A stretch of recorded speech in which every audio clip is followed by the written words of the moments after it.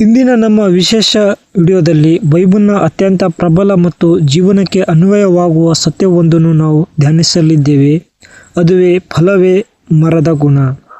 ಯೇಸು ಸ್ವಾಮಿ ಹೇಳಿದ ಸರಳವಾದ ಆದರೆ ಆಳವಾದ ಸತ್ಯವು ನಮ್ಮೆಲ್ಲರ ಜೀವನದ ಮೌಲ್ಯವನ್ನು ಮತ್ತು ಆಂತರಿಕ ಸ್ಥಿತಿಯನ್ನು ಅಳೆಯುವ ಮಾನದಂಡವಾಗಿದೆ. ಈ ಮಾತಿನ ಮೂಲಕ ಆತನು ನಮಗೆ ನೀಡುವ ಸಂದೇಶವೇನು? ನಮ್ಮ ಹೃದಯ ಮತ್ತು ಮಾತಿನ ನಡುವಿನ ಸಂಬಂಧವೇನು? ಈ ವಿಷಯಗಳನ್ನು ಕುರಿತು ನಾವು ಲೂಕನು ಬರೆದ ಸುವಾರ್ತೆ 6ನೇ ಅಧ್ಯಾಯದ 43ನೇ ವಚನದಿಂದ 45ನೇ ವಚನದವರೆಗೆ ಆಳವಾಗಿ ಅಧ್ಯಯನ ಮಾಡೋಣ. ನಿಮ್ಮ ಜೀವನದ ಬೇರುಗಳು ಆರೋಗ್ಯಕರವಾಗಿವೆಯೇ? ನೀವು ಕೊಡುವ ಫಲ ಯಾವುದು ಎಂದು ಪರೀಕ್ಷಿಸಿಕೊಳ್ಳಲು ಸಿದ್ಧರಾಗಿ ಬನ್ನಿ, ಶುರು ಮಾಡೋಣ. ಯೇಸು ಕ್ರಿಸ್ತನು ತನ್ನ ಬೋಧನೆಯನ್ನು ಆರಂಭಿಸಿ ಹೇಳಿದ ಮೊದಲ ಮಾತುಗಳನ್ನು ನಾವು ಗಮನಿಸೋಣ. ಒಳ್ಳೆಯ ಮರವು ಹುಳುಕು ಫಲವನ್ನು ಕೊಡುವುದಿಲ್ಲ, ಹಾಗೆಯೇ ಹುಳುಕು ಮರವು ಒಳ್ಳೆಯ ಫಲವನ್ನು ಕೊಡುವುದಿಲ್ಲ. ಪ್ರತಿಯೊಂದು ಮರದ ಗುಣವು ಅದರ ಫಲದಿಂದಲೇ ಗೊತ್ತಾಗುವುದು. ಲೂಕ 6:43-44. ಒಂದು ಸರಳ ಉದಾಹರಣೆ. ಯೇಸು ಇಲ್ಲಿ ನಮ್ಮ ಜೀವನವನ್ನು ಒಂದು ಮರಕ್ಕೆ ಹೋಲಿಸುತ್ತಾನೆ. ಕೃಷಿ ಮಾಡುವ ರೈತನಿಗೆ ಮತ್ತು ಸಾಮಾನ್ಯ ಮನುಷ್ಯನಿಗೆ ಇದರ ಅರ್ಥ ತಕ್ಷಣವೇ ಮನದಟ್ಟಾಗುತ್ತದೆ. ಒಳ್ಳೆಯ ಮರವು ಯಾವಾಗಲೂ ಒಳ್ಳೆಯ ಫಲವನ್ನೇ ಕೊಡುತ್ತದೆ. ಅಂದರೆ ಮಾವಿನ ಮರ ಎಂದಿಗೂ ಕಾಯಿಯನ್ನು ಬಿಡುವುದಿಲ್ಲ.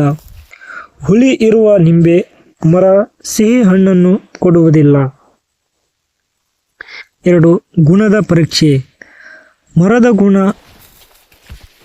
ಏನೇನಿದೆಯೋ ಅದೇ ಅದರ ಫಲ ಆಗಿ ಹೊರಬರುತ್ತದೆ. ನಮ್ಮ ಕ್ರೈಸ್ತಿಯ ಜೀವನದಲ್ಲಿ ನಮ್ಮ ನಂಬಿಕೆ ಎಷ್ಟು ಬಲವಾಗಿದೆ, ನಾವು ದೇವರೊಂದಿಗೆ ಎಷ್ಟು ಹತ್ತಿರವಾಗಿದ್ದೇವೆ ಎಂಬುದನ್ನು ನಮ್ಮ ಮಾತುಗಳಿಂದಲೇ, ನಡತೆಗಳಿಂದ ಮತ್ತು ಕಾರ್ಯಗಳಿಂದ ಅಳೆಯಲಾಗುತ್ತದೆ. 3. ನಟನೆಯು ಶಾಶ್ವತವಲ್ಲ. ಒಬ್ಬ ವ್ಯಕ್ತಿಯು ಎಷ್ಟು ಚೆನ್ನಾಗಿ ಮಾತನಾಡುವವನಾದರೂ ತನ್ನ ಆಂತರಿಕ ಸ್ವಭಾವ ಕೆಟ್ಟದ್ದಾಗಿದ್ದರೆ ಸ್ವಲ್ಪ ಸಮಯದ ನಂತರ ಆ ಹುಳುಕು ಸ್ವಭಾವವು ಫಲವಾಗಿ ಹೊರಬಂದೇ ಬರುತ್ತದೆ. ಈ ವಚನವು ನಮಗೆ ಆಂತರಿಕ ಸ್ಥಿತಿ ಬಾಹ್ಯ ಕ್ರಿಯೆಗಿಂತ ಹೆಚ್ಚು ಮುಖ್ಯ ಎಂಬುದನ್ನು ಒತ್ತಿ ಹೇಳುತ್ತದೆ. ಮುಂದೆ ಯೇಸು ಈ ಮಾತನ್ನು ಇನ್ನಷ್ಟು ಸ್ಪಷ್ಟಪಡಿಸುತ್ತಾನೆ. ಮುಳ್ಳುಗಿಡಗಳಲ್ಲಿ ಅಂಜೂರದ ಹಣ್ಣುಗಳನ್ನು ಕೀಳುವುದಿಲ್ಲ, ಗಜ್ಜುಗದ ಮೇಳೆಯಲ್ಲಿ ದ್ರಾಕ್ಷಿ ಹಣ್ಣುಗಳನ್ನು ಕೊಯ್ಯುವುದಿಲ್ಲ. ವಿಶ್ಲೇಷಣೆ 1. ಪ್ರಕೃತಿಯ ನಿಯಮ. ಅಂಜೂರದ ಹಣ್ಣುಗಳು, ದ್ರಾಕ್ಷಿ ಹಣ್ಣುಗಳು ಬೈಬಲ್ನ ಕಾಲದಲ್ಲಿ ಮತ್ತು ಇಂದಿಗೂ ಪ್ರಮುಖ ಆಹಾರಗಳಾಗಿವೆ ಮತ್ತು ಅವು ಫಲವತ್ತತೆಯ ಸಂಕೇತವಾಗಿವೆ.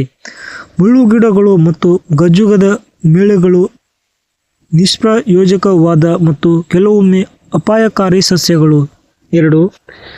ಫಲವು ಮೂಲಕ್ಕೆ ಸಾಕ್ಷಿ.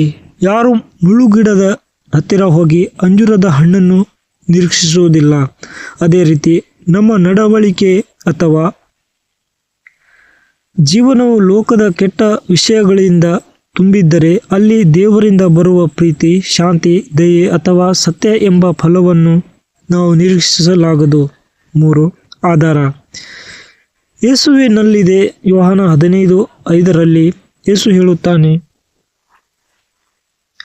ನಾನು ದ್ರಾಕ್ಷಿ ಬಳ್ಳಿ, ನೀವು ಕೊಂಬೆಗಳು. ಒಬ್ಬನು ನನ್ನಲ್ಲಿಯೂ ನಾನು ಅವನಲ್ಲಿಯೂ ಇದ್ದರೆ ಅವನು ಬಹಳ ಫಲ ಕೊಡುತ್ತಾನೆ. ನನ್ನ ಹೊರತು ನೀವು ಏನೂ ಮಾಡಲಾರಿರಿ. ನಮ್ಮ ಮೂಲವು ಯೇಸುವಿನಲ್ಲಿ ಬೇರೂರಿದ್ದರೆ ಮಾತ್ರ ನಾವು ಒಳ್ಳೆಯ ಫಲವನ್ನು ಕೊಡಲು ಸಾಧ್ಯ. ಸಹೋದರ ಸಹೋದರಿಯರೇ, ನಿಮ್ಮ ಜೀವನದ ಬೇರು ಎಲ್ಲಿ ನೆಲೆಯಾಗಿದೆ? ನೀವು ಯಾವ ಫಲವನ್ನು ಕೊಡುವುದಕ್ಕೆ ಪ್ರಯತ್ನಿಸುತ್ತಿದ್ದೀರಿ? ಯೇಸುವಿನಲ್ಲಿದ್ದೀರಾ ಅಥವಾ ಮುಳ್ಳುಗಿಡದಂತೆ ಲೋಕದ ಆಸೆಗಳಲ್ಲಿದ್ದೀರಾ? ಲೂಕ 6:45 ಯೇಸುವಿನ ಬೋಧನೆಯ ಅತ್ಯಂತ ಪ್ರಬಲವಾದ ಮತ್ತು ಮನಸ್ಸಿಗೆ ನಾಟುವ ವಾಕ್ಯಗಳಲ್ಲಿ ಒಂದಾಗಿದೆ. ಆತನು ಮನುಷ್ಯನ ಆಂತರಿಕ ಮತ್ತು ಬಾಹ್ಯ ಲೋಕವನ್ನು ಸಂಪರ್ಕಿಸುತ್ತಾನೆ.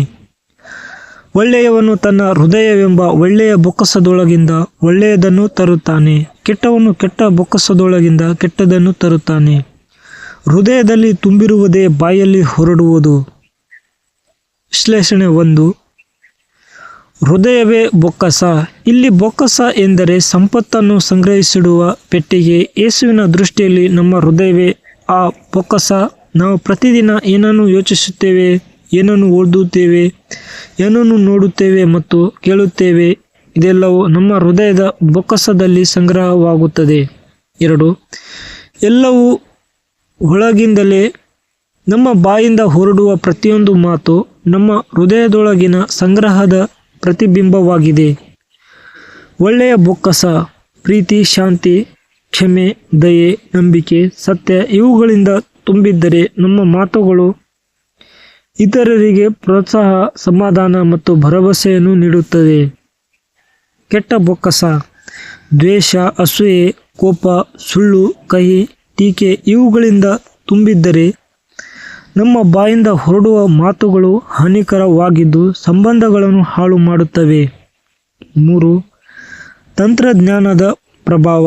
ಇಂದಿನ ದಿನಗಳಲ್ಲಿ ನಮ್ಮ ಬೊಕ್ಕಸವನ್ನು ತುಂಬಲು ಟಿವಿ, ಸಾಮಾಜಿಕ ಮಾಧ್ಯಮ ಮತ್ತು ಇಂಟರ್ನೆಟ್ನಂತಹ ಅನೇಕ ಮಾರ್ಗಗಳಿವೆ.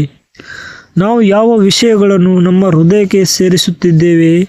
ಕೀರ್ತನೆ 101:3 ಹೇಳುವಂತೆ, ಯಾವುದಕ್ಕೆ ಬೆಲೆ ಇಲ್ಲವೋ ಅದನ್ನು ನಾನು ಕಣ್ಣೆತ್ತಿ ನೋಡುವುದಿಲ್ಲ.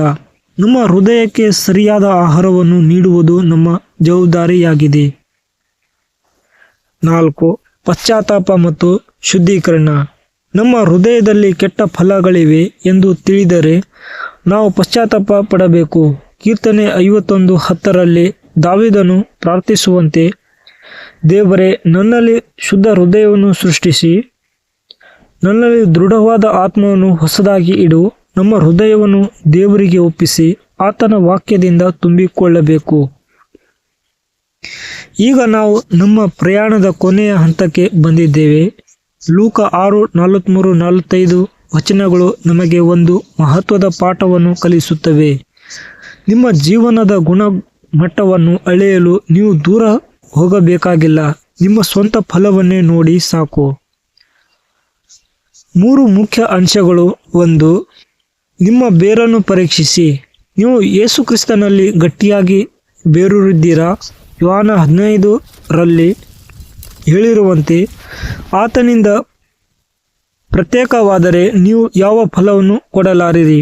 ಪ್ರತಿದಿನ ದೇವರ ವಾಕ್ಯ ಮತ್ತು ಪ್ರಾರ್ಥನೆಯ ಮೂಲಕ ಆತನಿಗೆ ಹತ್ತಿರವಾಗಿರಿ. 2. ಬೊಕ್ಕಸವನ್ನು ರಕ್ಷಿಸಿ. ಜ್ಞಾನೋಕ್ತಿ 4:23 ಹೇಳುತ್ತದೆ, ನಿನ್ನ ಹೃದಯವನ್ನು ಎಲ್ಲವುಗಳಿಗಿಂತ ಹೆಚ್ಚಾಗಿ ಕಾಯು, ಯಾಕಂದರೆ ಜೀವನದ ಮೂಲಗಳು ಅದರಿಂದಲೇ ಹೊರಡುತ್ತವೆ. ನೀವು ಕೇಳುವ, ನೋಡುವ, ಮಾತನಾಡುವ ಪ್ರತಿಯೊಂದಕ್ಕೂ ಎಚ್ಚರಿಕೆ ವಹಿಸಿ. 3. ಒಳ್ಳೆಯ ಫಲ ಕೊಡಿ. ನಿಮ್ಮ ಮಾತುಗಳು ಮತ್ತು ಕ್ರಿಯೆಗಳು ಸುತ್ತಮುತ್ತಲಿನವರಿಗೆ ಪ್ರೀತಿ, ಭರವಸೆ ಮತ್ತು ಸೌಖ್ಯವನ್ನು ನೀಡುತ್ತವೆಯೇ? ನಿಮ್ಮ ಹೃದಯದಲ್ಲಿ ತುಂಬಿರುವ ಒಳ್ಳೆಯತನವನ್ನು ಇತರರೊಂದಿಗೆ ಹಂಚಿಕೊಳ್ಳಿ. ಕೊನೆಯ ಮಾತುಗಳು. ದೇವರು ನಿಮ್ಮೆಲ್ಲರಿಗೂ ಆಶೀರ್ವಾದ ಮಾಡಲಿ. ನೀವು ಕೊಡುವ ಪ್ರತಿಯೊಂದು ಫಲವು ಯೇಸು ಕ್ರಿಸ್ತನಿಗೆ ಮಹಿಮೆಯನ್ನು ತರುವಂತಿರಲಿ. ನಿಮ್ಮ ಜೀವನವು ಸುವಾಸನೆಯುಳ್ಳ ಒಳ್ಳೆಯ ಮರವಾಗಿ ಮಾರ್ಪಡಲಿ ಎಂದು ನಾನು ಪ್ರಾರ್ಥಿಸುತ್ತೇನೆ. ಈ ವಿಡಿಯೋ ನಿಮಗೆ ಇಷ್ಟವಾಗಿದ್ದರೆ ದಯವಿಟ್ಟು ಲೈಕ್ ಮಾಡಿ. ಇಂತಹ ಹೆಚ್ಚಿನ ವಿಡಿಯೋಗಳಿಗಾಗಿ ನಮ್ಮ ಚಾನೆಲ್ ಅನ್ನು ಸಬ್ಸ್ಕ್ರೈಬ್ ಮಾಡಿ ಮತ್ತು ನಿಮ್ಮ ಸ್ನೇಹಿತರೊಂದಿಗೆ ಶೇರ್ ಮಾಡಿ. ಮುಂದಿನ ವಿಡಿಯೋದಲ್ಲಿ ನಿಮ್ಮನ್ನು ಭೇಟಿಯಾಗುವವರೆಗೂ ದೇವರು ನಿಮ್ಮನ್ನು ಕಾಪಾಡಲಿ. ನಮಸ್ಕಾರ.